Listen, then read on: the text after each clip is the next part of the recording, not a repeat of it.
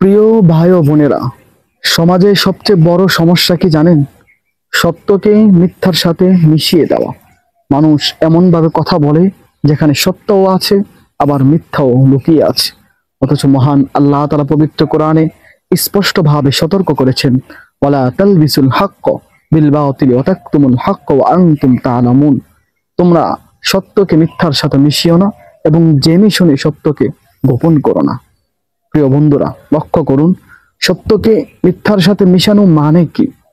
তার মানে হলো, 1 নাম্বার, নিজের ভুল ঢাকতে অর্ধেক সত্য বলা। 2 নাম্বার, কোনো ঘটনার কিছু অংশ লুকিয়ে রাখা। 3 নাম্বার, মানুষকে বিভ্রান্ত করতে, অন্যকে বিভ্রান্ত করতে সত্যর সাথে মিথ্যা যোগ করা। প্রিয় বন্ধুরা, এগুলো সবই ইসলামে বড় একটি গুনাহ, বড় একটি পাপ। কারণ এতে মানুষের মধ্যে বিভ্রান্ত ছড়িয়ে পড়ে, মানুষ প্রতারণার শিকার হয়। তাছাড়া রাসূলুল্লাহ সাল্লাল্লাহু আলাইহি ওয়াসাল্লাম বলেছেন, যে ব্যক্তি আমাকে মিথ্যা রূপ করলো সে জাহান্নামে নিজ আসন ঠিক করুক। প্রিয় ভাই ও বোনেরা, সত্য সর্বদা স্পষ্ট ভাবে বলুন, সত্যকে সত্য বলুন, মিথ্যাকে মিথ্যা বলুন।